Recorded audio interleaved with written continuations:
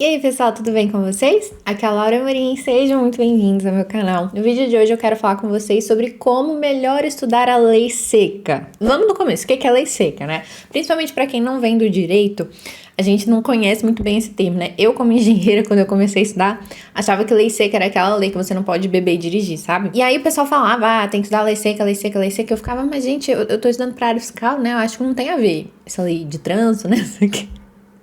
Ai, meu Deus, enfim, então eu não sabia o que era a lei seca, tinha essa concepção errônea. E o que é, então, a lei seca? É a lei como ela veio ao mundo. Então, por exemplo, se você for lá no site do Planalto e abrir a Constituição Federal, apesar de ser uma Constituição, a gente chama aquilo de lei seca, né? O texto da lei. Você abre o Código Penal, tá lá.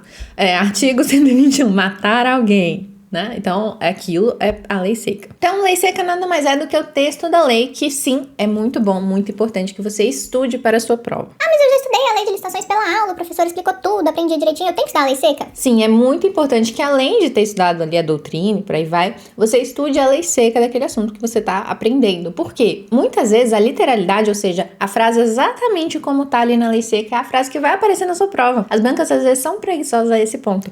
Elas querem também se resguardar de muito recurso, essas coisas, sabe? Então eles colocam a literalidade ali. E aí, se você já tiver estudado o texto da lei como ele está, você já vai estar familiarizado exatamente com aquele dizer. E aí, quando você for ler a questão, você já vai ter ali um insightzinho, tipo, eu já vi isso aqui em algum lugar. Acho que é isso mesmo. Ou então, não, tem alguma coisa esquisita aqui, por aí vai. Então, estudar a lei seca vai te ajudar muito, principalmente nas provas objetivas. No entanto, a lei seca é muito entediante e muitas vezes ela é muito confusa também. Por quê? Ela não foi feita para ser exatamente um material didático, né? Eles vão colocando ali, né, na hora de legislar, vão colocando as regras, às vezes, aí tem um tanto de remissão, né? Fala de outro inciso, de outro artigo, disso, daquilo. A gente fica meio sem entender. Muitas vezes ela é direta até demais. Então, assim, se você não tem familiaridade com o assunto, pode ser ainda muito mais difícil você conseguir estudar bem a lei seca. Daí, qual a minha recomendação? Antes da gente entrar sobre como estudar a lei em si, né? Não estude a lei seca antes de já ter pelo menos dado uma olhada na teoria daquele assunto em questão, tá? Então, igual eu falei de licitações, né? Não comece a estudar licitações lendo a lei seca, vai ser muito confuso, você vai perder todo um embasamento ali, a parte dos princípios, isso e aquilo. Então, estuda primeiro um material teórico, entenda aquele assunto e aí depois você vai pra lei seca, tá? Então, vamos às 5 dicas práticas que vão te ajudar a estudar melhor a lei seca, né? Pra você não ficar viajando na maionese, não ficar esquecendo do que tá lendo e nem, né, ficar aquela leitura muito que você nem sabe o que tá acontecendo.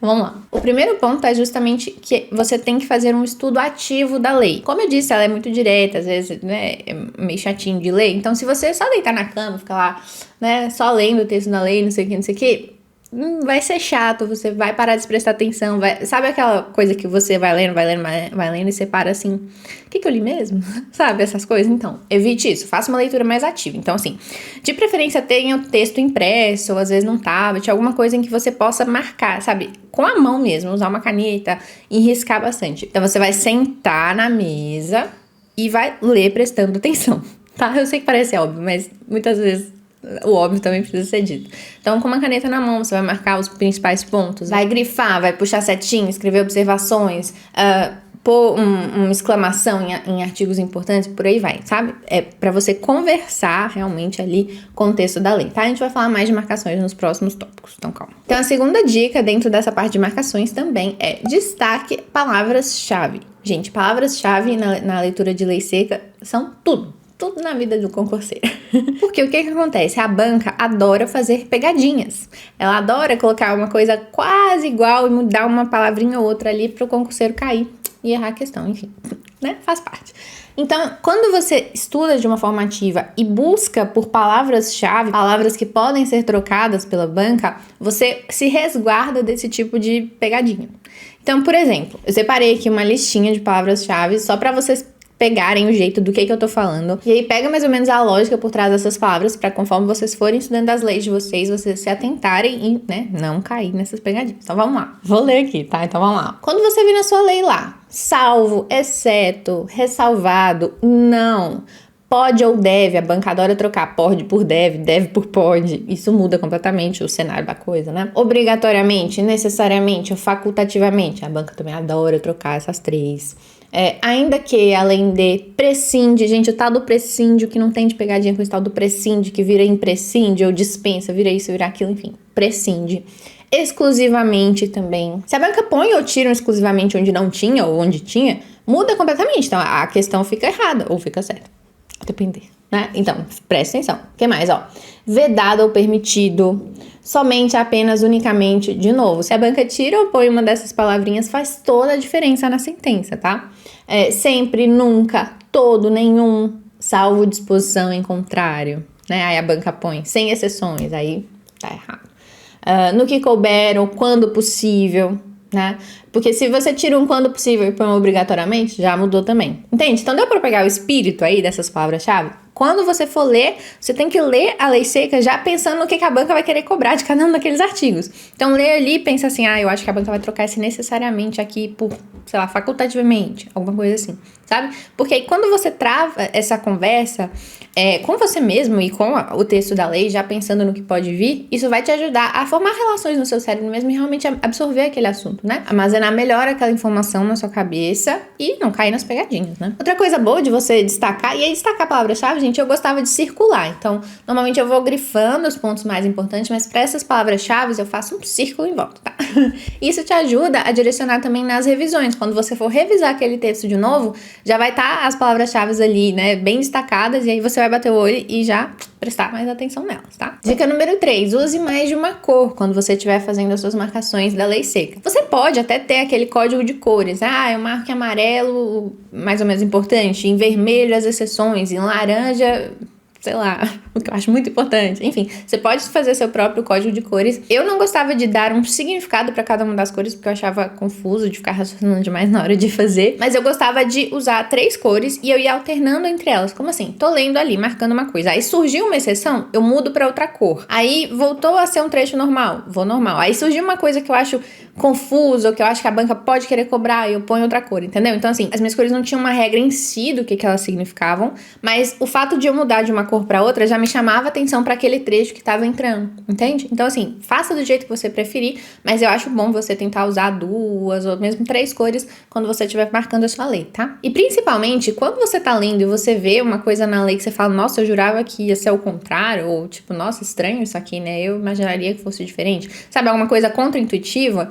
Marca também numa cor diferente pra você se lembrar, porque se você acha esquisito uma coisa no texto da lei e aparecer na sua prova, a sua intuição vai ser de achar a coisa errada na prova, entende? Então sempre que você meio que discordar da lei num certo ponto, fala assim, gente, que estranho, não sei o que, já marca pra você não discordar na hora da prova, tá? Dica número 4, e essa é muito, muito boa. Copie o texto da lei, cola num documento Word, tá? E aí vai montando as suas próprias questões do tipo certo e errado. Vai brincando com aquelas palavrinhas-chave, sabe? Que eu falei na dica número 2. Então, obrigatório, facultativo, salvo, exceto, não sei o que, não, tiro não, põe não. Faz uma brincadeira ali com essas palavras e vai montando as suas próprias questões, tá? Artigo por artigo, vai passando por tudo ali. Alguns você deixa como está, outros você altera essas palavras. Se tiver prazos, muda o prazo para você ser forçado a se lembrar do prazo real que era. Prazo, alíquota, pena, sabe? Essas decorebinhas chatas que você tem que ficar memorizando. Vai mudando tudo ali na sua lei, que você já tá meio que alterando ali, né? E aí transforma aquilo, então, em questões certo e errado. Aí, montou? Vai resolver em outro dia, tá? Não resolve no mesmo dia, porque você acabou de fazer as alterações, então tá meio que fresco na sua memória. Mas depois você vai resolvendo. E aí, ao invés de colocar a resposta logo embaixo, ou montar um gabarito, alguma coisa assim, o que eu gostava de fazer? Eu deixava no computador esse documento alterado com as minhas questões, né? Certo e errado de cada um dos artigos. Os mais importantes, tá, gente? Se você vê que o negócio é muito nada a ver, tipo, exclui ele do seu documento. Mexe mais no que você acha que é realmente pertinente. E aí, quando eu ia, na hora de responder, eu respondia normal, sei lá, pode ser num papelzinho qualquer, só o certo e errado, né? E aí, na hora de corrigir, eu gostava de deixar aberto no computador essas questões, e aí abria em papel ou no tablet a lei seca original. E aí, com as minhas marcações mesmo. E aí, sempre que eu errava uma dessas questões, eu já ia no inciso, olhava direitinho, né? E aí, eu destacava naquele inciso o que eu errei. Tá? Que aí com isso você vai editando as marcações que você já fez no texto da sua lei, conforme as suas próprias dificuldades, tá? Então você vai mapear ali qual parte daquela lei ainda não tá clara pra você e vai com o tempo, né, tentando revisar esses pontos e melhorar esses pontos, tá? Então, essa técnica de você montar suas próprias questões, depois resolver suas próprias questões e identificar suas falhas é super válida. Vai te ajudar muito a fazer uma leitura bem crítica ali daqueles incisos, ao invés de só ficar relendo. Porque quando você só relê o texto da lei, é lógico que você vai concordar, né? É isso mesmo, não sei o que, vai indo. Então, a gente tem uma certa ilusão de que a gente tá sabendo aquele assunto. Mas quando você é cobrado por questões, por isso a importância das questões sempre, né? Ainda que questões que você mesmo montou. Quando você é cobrado, você é forçado a pensar realmente em cima daquilo, tá? Então, ajuda muito. Uma última dica, né? Dica número 5, é que você pode variar o estudo da lei seca também através de áudios, por exemplo, né? A gente consegue encontrar várias leis em áudio, tá? Dá uma pesquisada no YouTube ou no próprio Google. Algumas são gratuitas, outras você tem que comprar, mas ajuda muito. Você pode tanto usar o áudio para estudar o texto também, então você lê e escuta ao mesmo tempo. É legal esse duplo estímulo, ele te ajuda. E aí você pode regular a velocidade da fala também, conforme a sua leitura. Ou, por exemplo, você pode escutar o texto da lei, sei lá, quando você estiver dirigindo no carro, ou lavando louça, ou arrumando a casa, e por aí vai. Te ajuda também a criar essa familiaridade que eu mencionei, né? A familiaridade com o texto da lei, que vai te ajudar na hora da prova a identificar se uma questão tá certa ou errada. O que acontece? Às vezes, o nosso subconsciente é mais inteligente do que o nosso consciente. E aí você bate o olho na assertiva, não sabe dizer muito bem porquê, mas se você tá familiarizado com o texto correto e aquele texto tem alguma coisa esquisita, você vai ter alguma pulga atrás da orelha e fala assim, não, tem alguma coisa que é estranha com isso aqui. Entende? Então essa familiaridade também é muito boa de você construir. E usar os áudios pode te ajudar nisso também. Então é isso, gente. Sobre o estudo da lei seca, eu espero que essas dicas ajudem. Depois vocês me contem aqui embaixo se vocês estudam ou não a lei seca, se vocês deixam pra lá, se vocês fingem que ela nem existe e seguem a vida de vocês, ou se vocês estão firmes aí estudando o texto da lei, tá bom? Se você gostou, deixa um like no vídeo também e inscreva-se no meu canal, tá bom? Um beijinho, gente. Tchau, tchau.